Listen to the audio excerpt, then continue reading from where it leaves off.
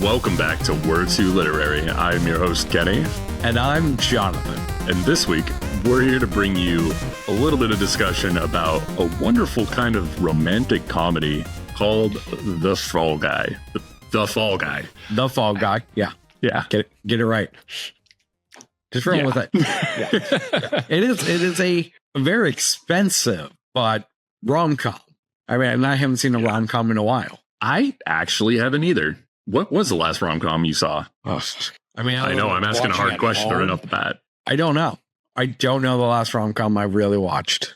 Other than like oldies. Like I watched, When Harry Met Sally with Maggie. I've watched Proposal recently because she likes that one, and Miss Congeniality. Miss Congeniality. Oh, wow. Name a few that comes to mind. Obviously, Sandra Bullock, skewing.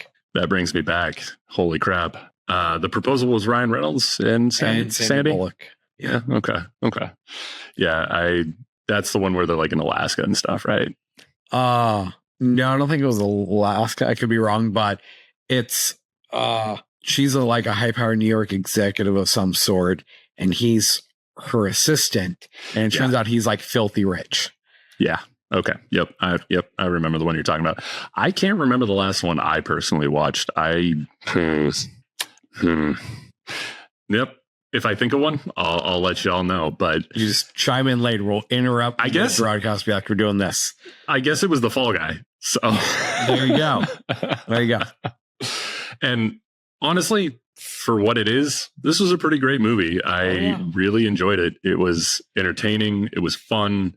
It had a lot of witty banter and just a really nice homage to stuntmen all over. Yes. And it makes a strong argument for there should be a Oscar category for stunt work. I mean, the shit they do is just ridiculous and amazing. Well, and if I read about this correctly, both the Emmys and SAG Awards have a category for stunts. I believe so. It is really it's just the Emmys or Oscars that don't have it yet. That's correct. It is weird. I mean, I understand a little bit of the, I guess, logic behind if we make a category for this, they're going to try and go outrageous with it and people could get hurt. I think I've heard that as a reasoning why. But I mean, come on.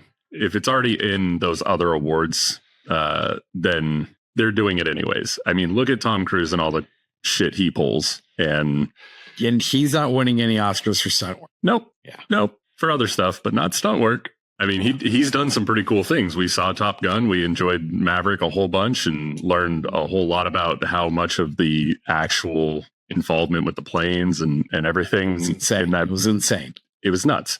And then all the Mission Impossible movies too. Yeah.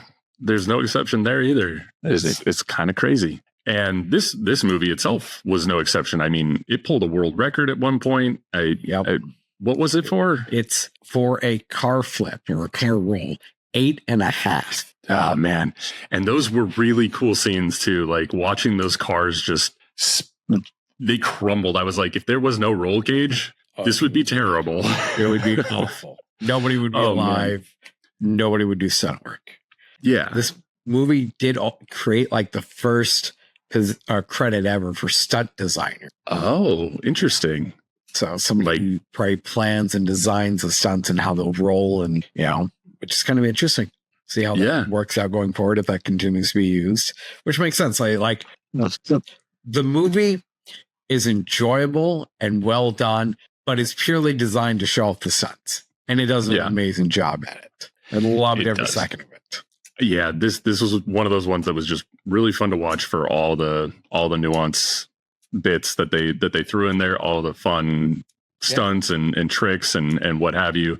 And they spare us no expense, starting right off the rip at the beginning of the movie, showing us this 150 foot drop. 150 foot. Okay. Yeah. So Ryan Gosling stars as Colt Sievers, and Emily Blunt stars as Jody Moreno. They're two peas in a pod. They are obviously into each other in the beginning of this movie, and when we kind of get the whole plot, really, it does kind of reveal what it's about right off the rip. And Colt does this huge 150-foot drop stunt, and it doesn't go well. And that's how our story begins. It was they don't really they allude to what happened. They don't really tell you right off the bat what it was that made Colt disappear from the stunt scene. But when you do kind of learn that it's because that stunt went bad and he got injured. Actually, they do. Never mind. I don't know what I'm talking about. They totally wheel him away. Yes. They throw him in an ambulance. I mean, they don't tell us like how it went bad, but we know it goes bad. Yeah, they don't tell us the severity of the injury, but they do at least allude.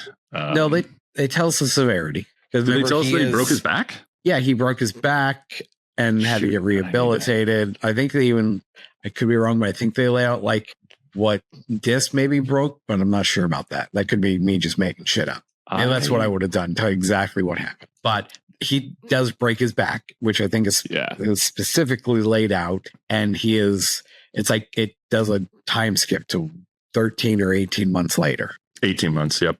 It was a really long time that he just supposedly disappeared. He fell off the grid. And to avoid recapping the whole movie for y'all, it's really just how would you describe it actually? The movie? Yeah.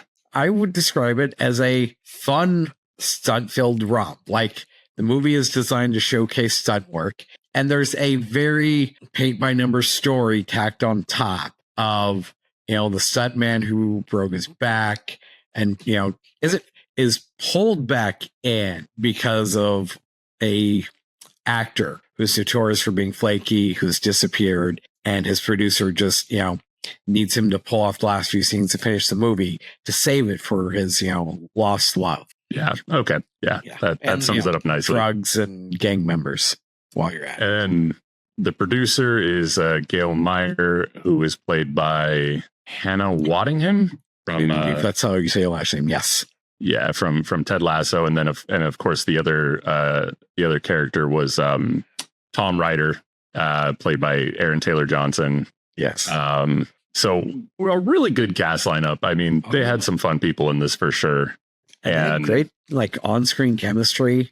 Yeah, the movie worked for me. I did not enjoy like it was too paint by numbers with the whole main actor disappearing.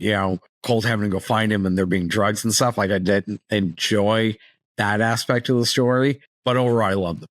Yeah, it was a pretty standard rom-com style plot line where guy's into girl, something happens, guy disappears, then they we do somehow, and then we somehow come back together, and there's a little bit of like, oh, I don't know if I want to, I don't know if I want to mess around with this again. I don't know if I can trust you. This is da-da-da-da-da. And then they, begin to kind of work it out. There wasn't a lot of resistance there. I will say that it was different from the typical plot because there wasn't a ton of resistance. She was reluctant at first. She was being like, I don't want him here. Get him off my set. She's a director now, by the way, after the flash forward 18 months or whatever. She is directing her first major picture, which happens to be a callback to an 80s movie called Metal Storm, which was a real movie, which has the real tagline of what was it? It's High Noon or something at the end of the universe. Yeah, High Noon at the end or edge of the universe, one of the two. So fucking awful. I want to watch that movie. They should have put out like a short little like 30-minute movie. It would have been awesome. That would have been great. Yeah. And so she's directing this movie Metal Storm, which happens to be a real callback, which also Fall Guy itself is a callback. It had its own TV series back in the 80s as well, which going into this movie, I had no idea. Did not know. And which, makes it super awkward when the main actors from the show have a cameo at the end. You're like, oh, I know them. They're like, this is a cameo, but no fucking idea why. Yeah, I had to look that up. Same. I'll admit it. It's same. I wish I had like a huge library of knowledge around all media from the beginning of films and forward, but I'm not gonna lie to y'all. I don't. No, I got some, but that was that was before my time. Yep. literally same. Yes. I think it was like 81, I think is when it came out or something. The Fall Guy? Yeah, the TV series. Yeah, that was 81. And Metal Storm was 83. So they were both, I think, literally before both of our times.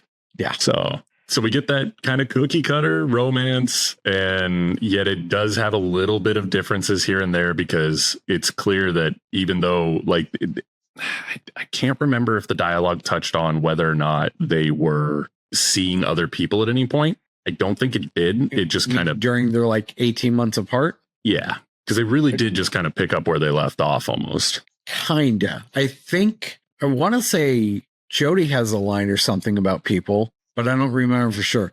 She does have a great fucking scene where she sets Colt on fire again and again and again and again, punishing them while airing out their dirty laundry in front of the entire set. In some of the most subtle, trying to tie it into the story of the movie at the same time, it was actually really gold. And everybody's looking around like, I don't, what?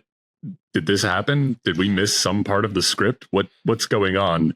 And oh man, what did that one? There was that alien character that was sitting across from him that takes the megaphone and he starts to say something about like maybe being in love with. I think he was saying that he was in love with like his wife's sister or something like that. And then Colt just takes it away. He's like, okay, never mind. Not the time. But that was so good. You're not the person to chime in on this bit. We're gonna keep it with me. And yeah, that was, I think you're right. That was probably the most amount of let's, show how angry I am about your disappearance. And then it wraps itself up in a nice bow pretty quickly from there. The story actually does shift its gears for the most part from they lean, like you said, this is mostly a stuntman sort of film. It's to showcase all of the fun of the stunts that they do. And so the film does shift rather quickly to being about tracking down I already forgot his name. Tom. Thank you. Gosh, it's a 3-letter name. I know. Yeah. So the producer Gail calls him up and is like, "We lost Tom. We got to find him. Otherwise, the movie's gonna be, lost. And you don't want to let Jodie down. It's her directorial debut. Like, yeah, you gotta do something about it." And I think that's where it kind of leaned into where you were like, this doesn't quite work for me as much. And I get it. The premise is there to facilitate all the elaborate stunts. Yeah. And they're well done. I mean, there's the fight scene in Tom's apartment. It's fucking great. Although, why does this actress like know how to fight pretty well? It seems like she was a stunt person as well. Was she? I thought she was the main actress. No. It turns out, well, no. I think she was the stunt person for the main actress. Okay.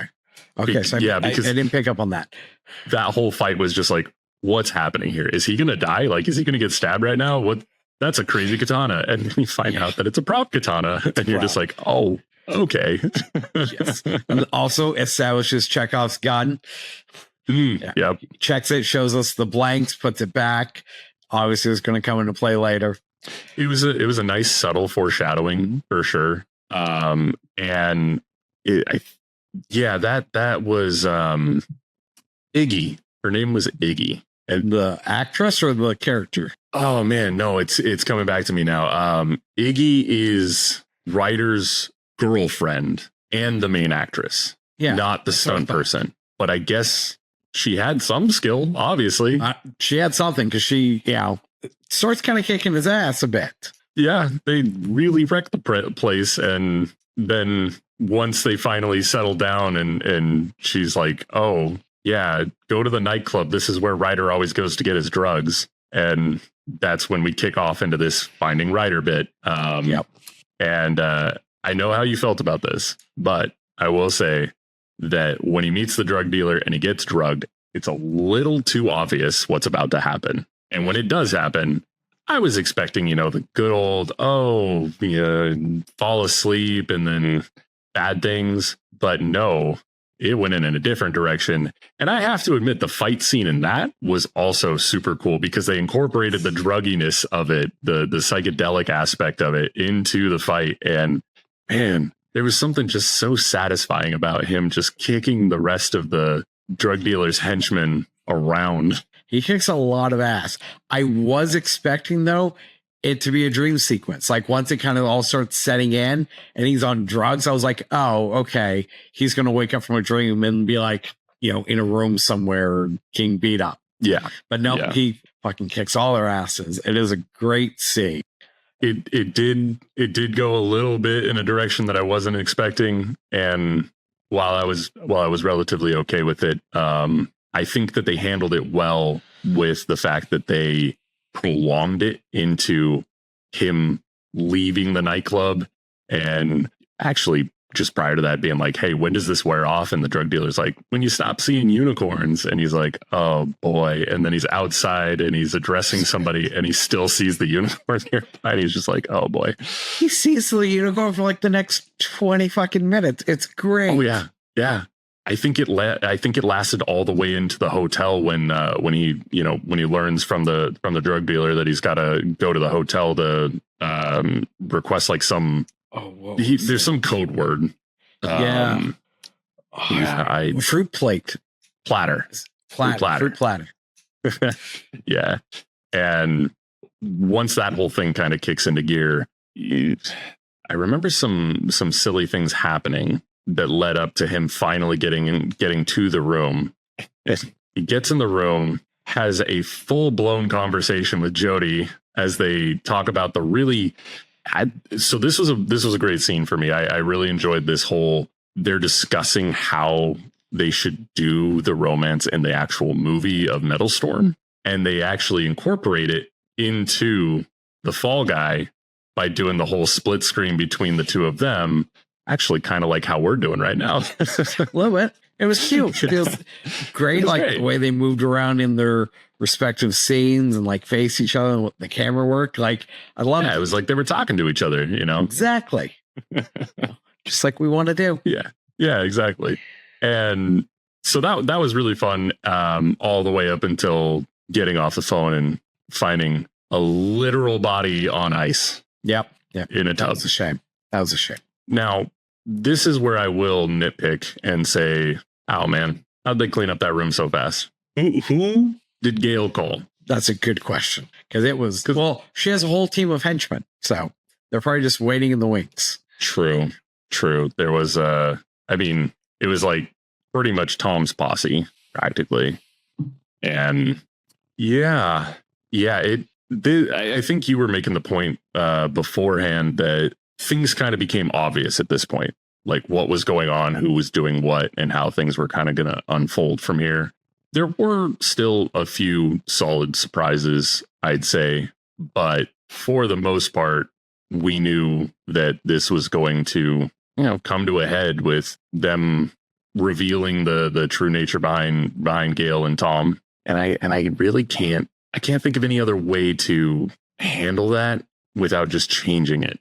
Right. Well, that's at least for me what I would have done. I mean, yes, the two things I did not expect, really the one thing I did not expect was just how really shitty Tom was. And like what he intentionally does. But otherwise, like I get the premise is all the setup for the stunts and for the enjoyment. And don't get me wrong, I enjoyed it. Like at first going into it, I was like, oh, I'm kind of bored by this. Tom is on drugs and he has to go find him, like subplot. I would have done it because I think this would have been really a lot of fun, is to do the movie within a movie concept. It's been done before. Do it here, lean into it. And yeah, Tom's shitty and, maybe just not sure how to write him yet, but otherwise it would have been about them bringing in Colt to try and finish this movie as a stand-in for Tom, trying to get it done, doing these insane stunts and rekindling his relationship with Jody. Because I love the movie within a movie concept. It's fun. And then, at the end, you could put out a little 30, 45-minute short film of the movie. of Metal Storm. Yes. Yeah. Yes. Yeah. Honestly, that would be a solid way to have done this. I think that would have been even a little bit more fun because you would have gotten a double feature in a way, right? Exactly. And that's cute. I like that. Then we get to, back into the crime part of this plot, right? It leads to some deep faking. That was actually kind of a nice nod to like current day technology. He's standing in for Ryder for some of the things that are going on stunt wise because they need to get the film wrapped, and he's not showing up. And so Colt gets in there and does the work, and the deep fake comes into play, which turns out to be a nice little sneaky bit where it's what helps with the whole, we're going to frame you for this. And we learned that it was actually Ryder who killed the guy. Yeah. We knew it happened somewhere and that somebody was going to have to take the fall for it. And it's a fun way to call him the fall guy, if you think about it. In addition to being the stuntman, there's a lot of fall guys. He's the literal fall guy. Which I'm pretty sure Ryder says that at some point. Yeah. Yeah. Do that thing where they said the name of the movie in the movie. Yeah. You point and go, They said the thing. They said the name. Yeah, it was good. There was quite a bit more to this, but I mean, it's a fairly boilerplate kind of plot in terms of they try to frame him. Colt tries to track him down. He eventually does. And then that's actually where things kind of got a little interesting again, where he ends up getting caught and things are about to go totally tits up on him. They start dousing him in gasoline, but that introduced a really, really fun, unexpected scene for me. I was like, I really don't know how he's going to get out of this. I really didn't. I was waiting for the what's next, because I know, unless this is just some kind of elaborate joke, he's on Punk'd or some shit. No. Worst episode ever. Right? But no, he just blows all this gasoline out of his mouth as the dude approaches him with fire. And that was just so cool. Yeah. I don't know how else I'm just cheesing about it because it was great. It was neat. Well, and then he escapes and drives a fucking boat backwards. Yep. And then jumps it into a fucking explosion. Yeah, that's right. He fakes his own death.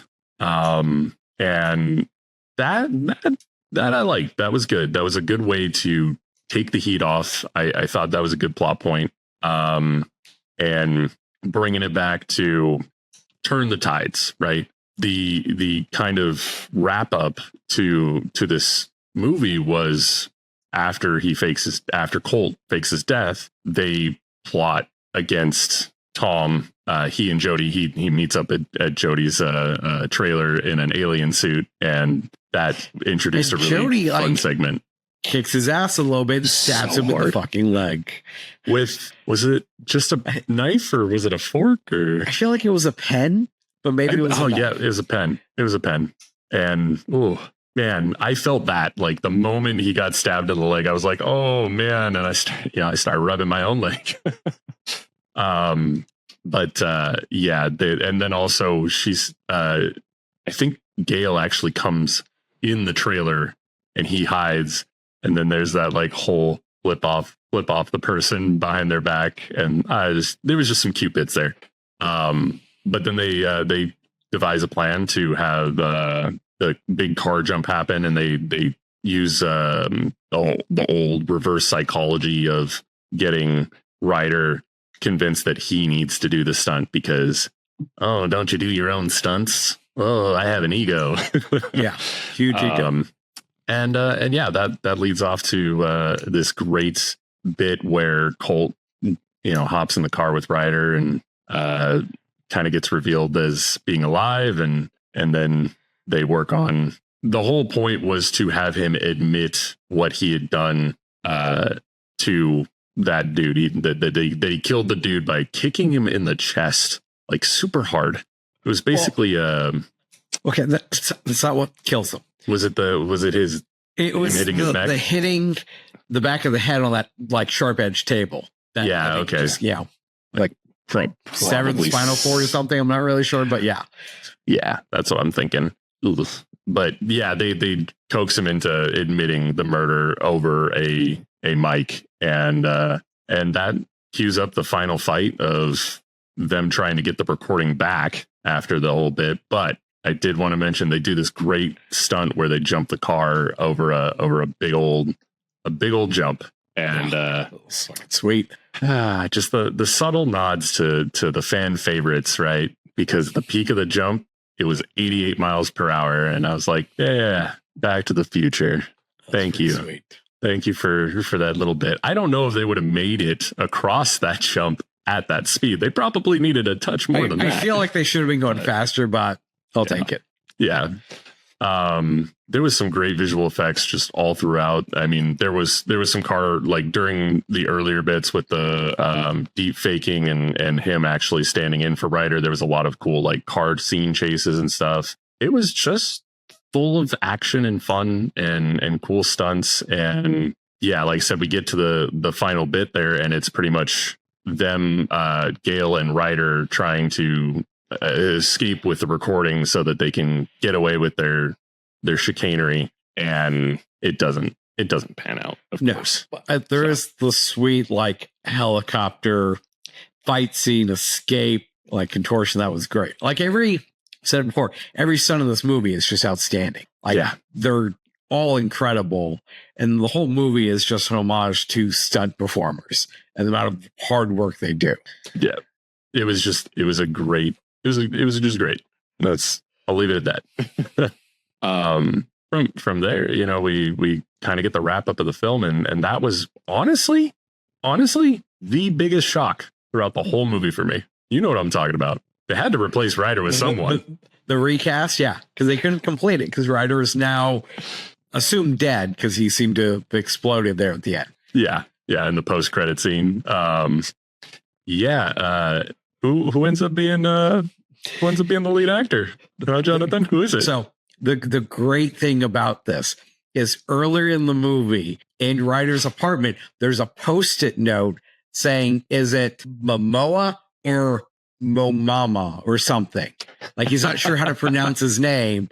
And then yes, at the end, they recast Tom Ryder with Jason Momoa. I didn't notice the post-it note. That's even better. I saw that earlier. I was like, for a second, it made me think, fuck, how do you say his name? If I've been saying it wrong, I was like, no, it should be fine. Mama. I think that was what it was, Momata or some weird shit. I was like, it made me doubt myself. Honestly, there's a few different ways they could have done that would have been equally funny all the way. Is it Momoa or Moana?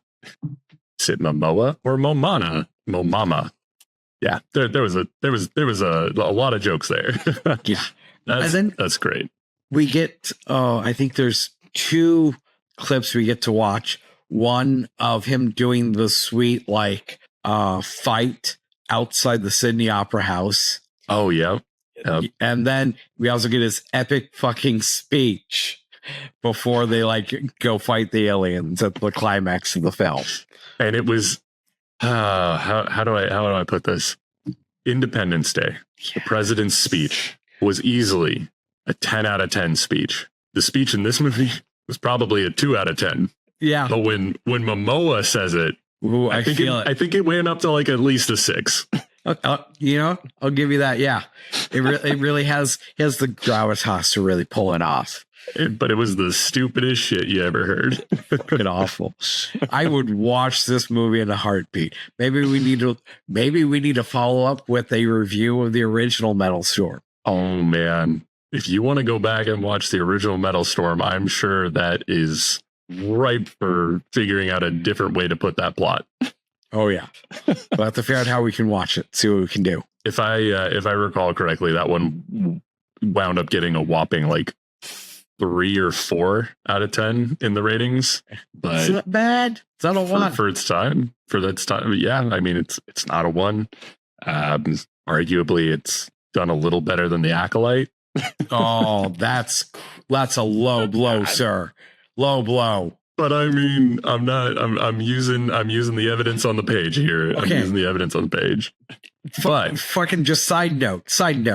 2 hours before episode 5 went live, it had a 2.3 on IMDb. No way. It had dropped even further. Oh my goodness. No, episode 5 was reviewed at 2.3 2 hours before it ever went live. So people are just hating to hate. This is not gonna do it again right now, but going down that route. Y'all heard it in our episode about the Acolyte, and Star Wars fans are just they're mean. They are mean, and they don't need to be. They need to check themselves. And as of today, as of this recording, it's up to a 6.7. So the episode or the series? Episode 5.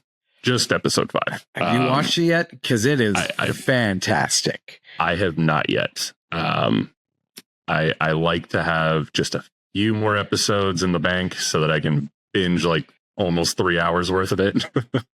You got to prepare yourself. Like emotionally? In every which way. Okay. But it did kick the ratings back up a little bit. I don't remember exactly what I said last time, but I think it bumped up at least a couple of points, right? Yeah. It was a 3 point something already. Now it's a 3.4. The whole series. Oh, I thought you just said the series is like a 5 something. Damn, I got excited. No. That episode is a 6, you said, right? Yeah. The episode itself is a 6. The series is still sitting at about 3.4. And I'm hoping by the time it's over, hopefully in the last few episodes, it'll salvage it up to a more reasonable rating. But, just remember, it's because the fans are just being angry to be angry. That's what it feels like. I mean, overall, we're definitely going off on a tangent. But overall, the series is a solid 6 or 7. Like, it's not the best. It's not the worst. It's got some weak points in the writing, some weak points in the character. It's good. It's good. I'm enjoying it. The characters are interesting. The story is kind of interesting, especially when you hit fucking episode 5. There's 3 more to go, and it's like, damn. What can they do next? Awesome. I'm glad to hear that. But yeah, back to Fall Guy. Back to Fall Guy. As far as like Metal Storm goes, we could check it out. I'd be happy to like at least do it. And maybe if it doesn't end up being that great, we can just bring it up for a few minutes in the next episode. Yes. We'll watch it. We'll, wonder what the fuck's wrong with us and why we do it to ourselves, and then we move on to something else. Yeah, exactly. So the film ends up wrapping up with Jason Momoa being the new lead, and he makes the movie a hit. There was a character that we didn't mention earlier that her name was Alma, and she had requested a producer credit from Colt if he could pull off what he needed to, and so you get to see her name up in the credits, which is really great. And then they have Colt and Jodie have their cute little happy ending, and it's lovely. Which leads to that post-credit scene that you mentioned already about the police come to arrest Ryder and Gale after the helicopter crashes, and then Ryder runs off onto the set where all the pyrotechnics are, and the next thing we see is the pyrotechnics go off and there's no more Ryder, and you just don't see anything, so you don't really know necessarily what happened next. He's probably dead. He's probably dead. He's probably dead. But there was a couple of cool cameos there that you noticed that I didn't, and actually I think we already mentioned it, but that's where that's where we see Lee Majors and Heather Banks. Thomas. Her character name is Banks. That's right. Which recognizable, but like we said earlier, no idea they're from the original Fall Guy. One thing I think would have been great is a cameo by Tom Cruise, because who better than to have the actor who does almost all his own stunts. All of his own stunts. Yeah, true story. That would have been good. I think that would have been fun. So I guess, that kind of leaves me with, you had mentioned kind of how you wanted to do it differently a little bit already. Yeah. Which, I mean, I'd revamp the drug angle. I mean, it in the end, it works for me, but it just felt a little paint by numbers. A movie within a movie probably would have been the same thing, but it would have not detracted as much. It would have been really entertaining, and you could have done just more outlandish, insane things. I mean, it's a movie about, high noon at the end of the universe, or Edge of the Universe or whatever about humans fighting aliens to save a princess or whatever fucking shit it was about. Now that you mention it, honestly, my first thought before I realized that Metal Storm was a movie of its own, I thought that it was supposed to be some kind of like slight, I don't know, joke about cowboys versus aliens. Because it's the same thing, right? It's Old West and aliens. And to be fair, that movie was kind of fun too, but that's a story for another time. That's I forgot about that movie. Daniel Craig. I think Harrison Ford was in that too. God, I don't even remember. I've purged that from my memory. Maybe we'll do that at some point. I enjoy sci-fi enough that it was entertaining for me, but I also acknowledge that it was not a great movie. Yeah. No, I love sci-fi. I watch almost anything sci-fi or fantasy. And then sometimes I have to purge some bad shit from my memory. Yep. I don't disagree with you there. For me, I got to thinking about so the original when I read into it and I watched a little bit of just kind of some past clips of the original Fall Guy series. He's actually a bounty hunter in that series, and I think that would have been a fun angle to keep. I think I'm not really, I guess, writing it differently per se, based on the fact that this is based on the original series, but I do think that it would have been a good idea to kind of keep that angle so that it made just a little bit more sense why he's tracking somebody down.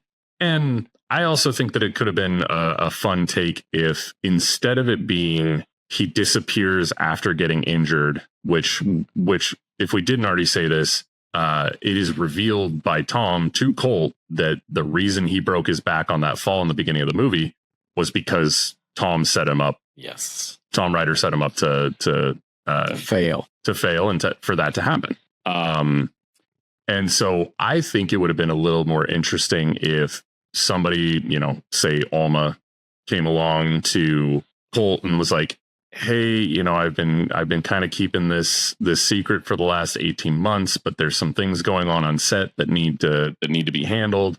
And Ryder betrayed you, man. Like, you got to come back and help us expose him because he's just a menace. Like he was an asshole. And throughout that, it would make an interesting story, an interesting dialogue to have Ryder continue to be that prima donna with a little bit of a mob mentality because he's got his goons. So he's kind of got that angle going on for him already. And then having Colt end up being like, okay, now that I know that this was not just an accident and that somebody caused this to happen, I'm going to come back into the limelight and try and take him down from the inside. But instead of it being about necessarily just vengeance for him, more of just like, the protection of the production as a whole.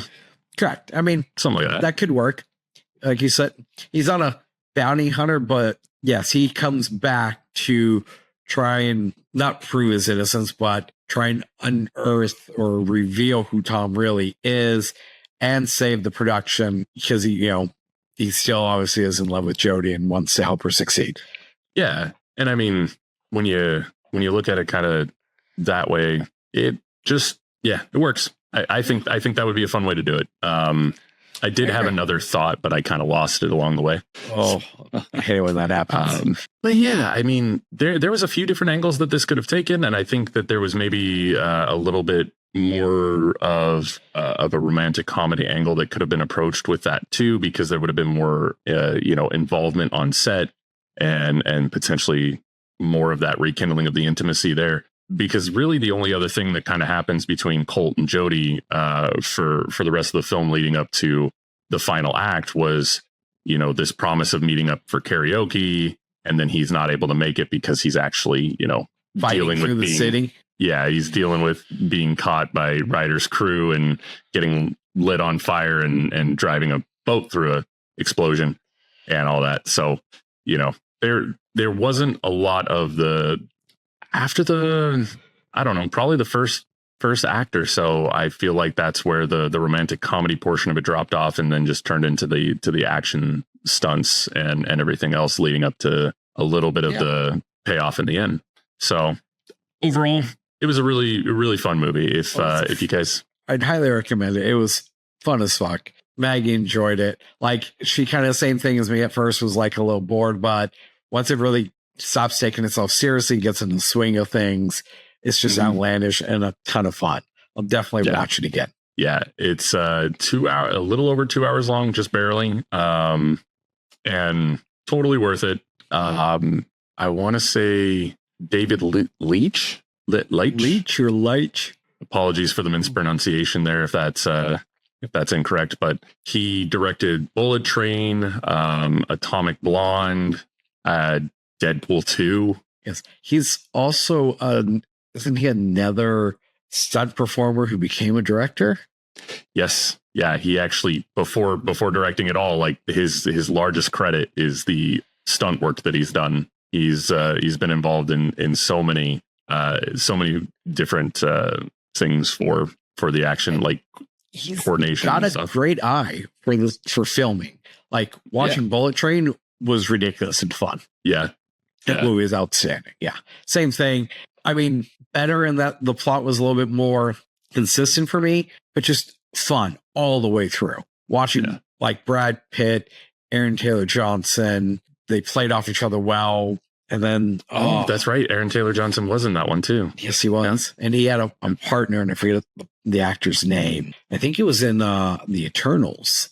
In Bullet Train? Yes, I think.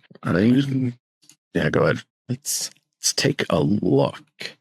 The movie decks. We go to the movie decks, sir. To the movie decks. Yes. Brian Tyree Henry. Okay. Who was in The Eternals as Phastos. Phastos? Yep. Phastos. Yep. I remember him from Atlanta. The Donald Glover project. He plays one of the main characters, Paperboy. Yes. He was great in that. He also is in Godzilla versus Kong. I remember him from that too. So yeah, all around solid cast for that one too. And I just think, like, for the most part, everything that David's directed so far has been pretty solid. I don't know of any of the movies on his list that I wasn't like, this is cool, except, well, okay, there's a lot of people out there who have their opinions about the Fast and Furious movies, and he did Hobbs and Shaw, and from what I understand, Hobbs and Shaw was one of the better ones, and I haven't seen it all. I've seen parts of it, but I haven't seen the whole thing because there's just so many Fast and Furious. Started that one, and then I didn't finish it because I think I was watching it on a plane or something. At some point, I might, go through and watch all of them, but we'll see. That one gets a little sci-fi itself too, but anyhow. Yeah, because Idris Elba becomes Black Superman, if I remember right. Something like that, as he puts it. And who better? It's awesome. But yeah, overall, like we said, great film. Definitely watch if you haven't seen it already. Get out there and check it out. I wanted to be ready. Let me see if I can. It's still in theaters. Yeah, that's where it's at. Yeah, interesting. You could rent it or buy it on Prime Video, but it's interesting just how quickly things are like coming to VOD. Yeah, still being in theaters. Yep. Like a couple years ago, this wasn't a thing. It was like 6 months or more or something, and now it's like 2 months or less. Yep, it's kind of wild, right? Yes. All right. Well, with that being said, do you have anything else to add, my friend? Nope, I have said my piece. I'm good on this one. Great. Well, that's all for me as well. I, again, just thought it was a great movie. So get out there, check it out, and enjoy. As always, you know where to find us on YouTube and all the fun social media places. If you don't, I'm impressed because you found us here. So continue to find us. All right. Well, with that being said, thank you all so much for joining us on this week's episode of We're Too Literary. I have been your host, Kenny. And I'm Jonathan. And we'll see you guys next time. Bye now. And that's a wrap on another episode of We're Too Literary. We hope you enjoyed our takes, maybe learned something new, had a good laugh, or simply enjoyed the conversation. Definitely. And if you're looking for more content like this, we encourage you to subscribe on your favorite podcast app. To us. subscribe to us. Please. Whether you're a longtime listener or just discovered us today, your support means the world. We also love hearing your feedback, so please leave us a review on Apple Podcasts or Spotify, or you can send us an email at feedback@we're2literary.com. It helps us know what you enjoyed, and you can also let us know if there's anything you'd like us to watch and analyze, but it also lets others find our show. Thanks again for joining us. Until next time, stay literary. We're Too Literary is brought to you by Save Point Productions.